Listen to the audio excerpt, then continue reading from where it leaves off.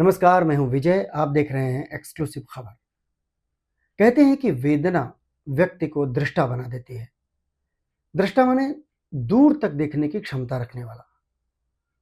पहलगाम में आतंकवादियों ने जो वेदना, जो दर्द पूरे देश को दिया है, पूरी इंसानियत को दिया है, क्या वो दर्द, वो वेदना हमें दृष्टा यानी दूर तक देखने और उचित अनुचित में फर्क करने की दृष्टि, उस तरह की सोच समझ ये दे सकती है हमें? आपको दो तस्वीरें उसी पहलगाम की दिखाते हैं। इन दोनों में सिर्फ 1 साल का अंतर है। इस 1 साल में केसर की इस बगिया में नागफनी क्यों उगाई? साल भर पहले यही दिन थे, यही मौसम, जब एक नन्ही सी मासूम भेड़ के बच्चे के साथ खेल रही थी, फोटो खिंचवा रही थी। लेकिन आज तस्वीर में उसी जगह पर एक नौजवान का शव पड़ा है और उसके बगल में बेसुध बैठी उसकी पत्नी, जिसकी शादी को अभी 1 महीना भी नहीं गुजरा, जिसके हाथों की मेहंदी अभी तक बिल्कुल नहीं उतरी, लेकिन उसका सुहाग उजड़ गया आतंक के हाथों। आज इस तस्वीर को देखकर वो मासूम भी सहम गई, जो कुछ 1 साल पहले यहीं पर भेड़ के बच्चे के साथ खेल रही थी। उस मासूम को आतंक और आतंकी तो समझ में नहीं आते, लेकिन अपने पापा से सहमते सहमते उसने ये जरूर कहा कि पापा, ये तो वही जगह है जहां टूटू मिला था। टूटू उस भेड़ के बच्चे का नाम इसी बच्चे ने रख दिया था। वो प्यार, वो जन्नत का वो बागीचा आज लहूलुहान हो चुका है। तस्वीर बदल चुकी है, क्योंकि हमारी सोच बदल चुकी है। पहलगाम में आतंकवादियों ने धर्म के आधार पर हमला किया और जवाब में सत्ता से जुड़े कुछ लोग भी उसी भाषा में बोलने लगे, जिसका जिक्र हमने अपने कल के वीडियो में भी किया है। पश्चिम बंगाल के मुर्शिदाबाद में केंद्र सरकार के वक्फ कानून को लेकर हिंसा हुई। हमारे अपने समाज का एक वर्ग दूसरे से लड़ रहा है। विरोध जिस बात पर है, वो सत्ता की नीयत पर ही सवाल उठाता है। सुधार के नाम पर एक धर्म के संस्थान पर हावी होने की नीयत। इस कानून को जब सुप्रीम कोर्ट में चुनौती दी गई, तो सुप्रीम कोर्ट ने भी वही सवाल खड़े किए जिन्हें लेकर समाज में आशंकाएं जताई जा रही हैं। सुप्रीम कोर्ट की सख्ती के चलते केंद्र सरकार ने उन सभी विवादित प्रावधानों को फिलहाल रोकने का हलफनामा भी कोर्ट में दे दिया। ये प्रावधान वक्फ बाई यूजर और वक्फ बोर्ड में गैर मुस्लिमों की नियुक्ति है, जिन पर फिलहाल रोक रहेगी। एक खास वर्ग और उनकी संस्था को सुधारने के नाम पर नरेंद्र मोदी की सरकार ने जो किया, उस पर शक करने की एक नहीं, कई वजह हैं। वो सब वजहें आप सब जानते भी हैं।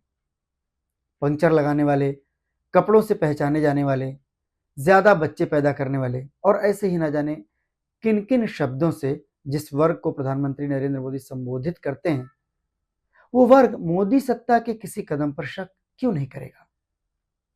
सत्ता जब खुलेआम बटोगे तो कटोगे, इस तरह की बातें कहती है, जब खुलेआम 80 और 20 की लड़ाई का ऐलान करती है, जब मौजूदा सत्ता के खाते में एक भी मुस्लिम सांसद नहीं होता, उसकी कमोबेश किसी भी राज्य सरकार में एक भी मुस्लिम विधायक नहीं होता, तो इस समाज की भलाई और उससे जुड़े कानून पारदर्शी होंगे, ये कैसे कहा जाए?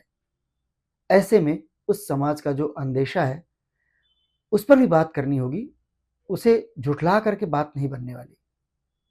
और जब उस नियत पर सुप्रीम कोर्ट भी संदेह जताता है, सवाल खड़े करता है, तो सत्ता का अहंकार देखिए कि उसका एक सांसद सीधे सुप्रीम कोर्ट और देश के चीफ जस्टिस पर ही खतरनाक आरोप लगाने लगता है। लेकिन क्या ये बात सिर्फ एक सांसद निशिकांत दुबे की है, एक सांसद दिनेश शर्मा की है, उपराष्ट्रपति जगदीप धनखड़ की है? अब भी ये सब जानते हैं कि ये बात चंद लोगों तक सीमित नहीं है, बल्कि ये सोच आज की हो ऐसा भी नहीं है। आज जो सोच सत्ता के साथ पूरी तरह घुली मिली नजर आ रही है, वो सोच तो बहुत पहले से मौजूद है।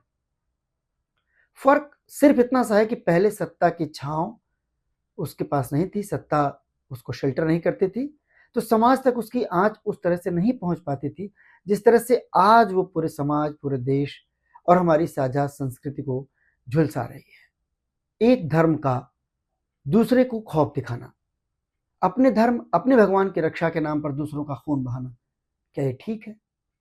ये बात मैं सभी धर्मों के लिए कह रहा हूं, ऐसा नहीं कि वो किसी एक धर्म की बात में कर रहा हूं। धर्म के नाम पर पहलगाम में आतंकियों ने जो किया, क्या उस वारदात को समाज और सत्ता भी उसी एंगल से जोड़कर देखे? महाभारत सीरियल का जिक्र भी उस सोच के इतिहास को सामने रखने के लिए ही यहां पर किया जा रहा है। डॉक्टर राही मासूम रजा एक बेहतरीन इंसान, बेहतरीन साहित्यकार और एक ऐसे भारतीय जिन पर हिंदुस्तान को फख्र है। इस बात का सबूत यही है कि महाभारत सीरियल हमने आपने ही नहीं, हमारी पिछली पीढ़ी और अगली पीढ़ी ने भी भरपूर आनंद लेकर देखा है। डॉक्टर राही मासूम रजा की और भी तमाम कहानियां, फिल्में हम सब आज भी खूब एंजॉय करते हैं। उनका मजहब कभी सवाल कैसे हो सकता है? दूरदर्शन के एक अधिकारी का मजहबी सवाल। जी हाँ, सिर्फ सवाल का जवाब तो उन्हें फौरन दे दिया गया और वो समझ भी गए। लेकिन उस वक्त भी विश्व हिंदू परिषद के कुछ लोगों ने राही मासूम रजा को धमकी दी थी। डॉक्टर राही मासूम रजा ने 1990 में इंडिया टुडे मैगजीन में इसका जिक्र किया था। उन्होंने बताया था कि उन्हें विश्व हिंदू परिषद संगठन की ओर से एक धमकी भरा खत मिला था और उन्होंने बिना घबराए उस खत का जवाब भी दिया। खत भेजने वालों को भी बात समझ में आ गई और उन्होंने माफी भी मांग ली। लेकिन ये वो दौर था जब ऐसी नफरती सोच को सत्ता का वरदहस्त हासिल नहीं था। शायद इसीलिए अयोध्या में विध्वंस की एक बड़ी घटना के बाद भी जल्द ही हालात काबू में आ गए थे। हालांकि उस घटना का राजनीतिक लाभ नहीं मिला, लेकिन हमारी बुनियाद पर उसका असर तो जरूर हुआ। वही असर आज इतने भयानक रूप में देश और समाज के सामने है।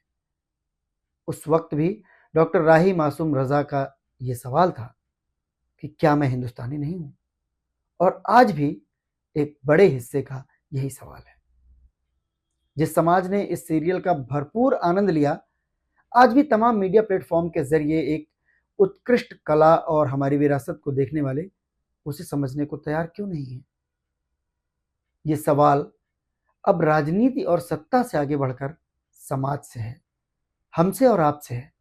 हमारी हजारों साल की संस्कृति और समाज को दिखाने वाली महाभारत में अर्जुन जैसा वीर योद्धा कोई दूसरा नहीं हुआ। हर सनातनी वीर अर्जुन पर गर्व करता है। सीरियल में वो किरदार एक मुस्लिम कलाकार फिरोज खान ने निभाया था, जिनकी पहचान ही अब अर्जुन नाम से हो गई है। लेकिन बात सिर्फ इतनी भर नहीं है। उस मुस्लिम परिवार में अब फिरोज खान को अर्जुन नाम से ही पुकारा जाता है। ये है हमारी संस्कृति। पहलगाम की वारदात के बाद ये सवाल उठ रहे हैं कि आखिर ये हमला हुआ कैसे? इतनी बड़ी घटना हुई कैसे? इंटेलिजेंस क्या कर रही थी? पुलिस क्या कर रही थी? वगैरह वगैरह। बात यह भी हो रही है कि धर्म पूछकर गोली चलाई गई। याद रखेंगे, मुंहतोड़ जवाब मिलेगा। हमारा सवाल कल भी यही था कि सत्ता के निशाने पर कौन है, आतंकवाद या कोई खास धर्म? आज भी हमारा सवाल है कि इस वारदात का जोरदार बदला ले लेने के बाद फिर ऐसा नहीं होगा, इसकी गारंटी कैसे मानी जाए? 2019 में पुलवामा में आतंकी हमले का हमने वैसा ही करारा जवाब दिया था, तो फिर अब पहलगाम क्यों हुआ? इस बीच भी दर्जनों वारदात हुई। बेशक हम आतंकवादियों या पड़ोसी मुल्क की सोच नहीं बदल सकते, लेकिन अपनी सोच तो दुरुस्त कर सकते हैं। अपनी बातें, अपनी बोली, अपनी मंशा, अपने एक्शन को तो दुरुस्त कर सकते हैं। अगर इतना कर लिया तो किसी को भी किसी भी बात का गलत इशारा नहीं मिल पाएगा और कोई भी उसकी आड़ में नफरत और कायरता की ऐसी वारदात करने की हिम्मत नहीं दिखा सकेगा। चौकन्ना सिर्फ खुफिया तंत्र को ही नहीं रहना है, सिर्फ सुरक्षा में मुस्तैद जवानों को ही नहीं रहना है। चौकन्ना हमारी सत्ता को भी होना है, अपनी चुनी हुई राह को समझने के लिए। चौकन्ना उन नेताओं को भी रहना है जो समाज नहीं, फिलहाल सिर्फ धर्म के व्याख्यान में डूबे हुए हैं। चौकन्ना हमें और आपको भी रहना है कि कहीं हमारी आपकी भावनाओं को हथियार बनाकर राजनीति अपनी कोई चाल तो नहीं चल रही, एक ऐसी चाल जिसका अंजाम आज जो महाभारत समाज में दिख रही है उस तरह से हर दिन हमारे सामने खड़ी नजर आए। चौकन्ना रहिए धर्म और राजनीति की मिलावट के असर से, वरना यह महाभारत एक पहलगाम या एक मुर्शिदाबाद तक रुकने वाली नहीं है। आपको वीडियो कैसा लगा बताइएगा, कमेंट बॉक्स में लिखिएगा अपनी राय, अपना सुझाव और अपनी टिप्पणियाँ। साथ ही इस चैनल को सब्सक्राइब भी ज़रूर कीजिएगा। बहुत बहुत धन्यवाद।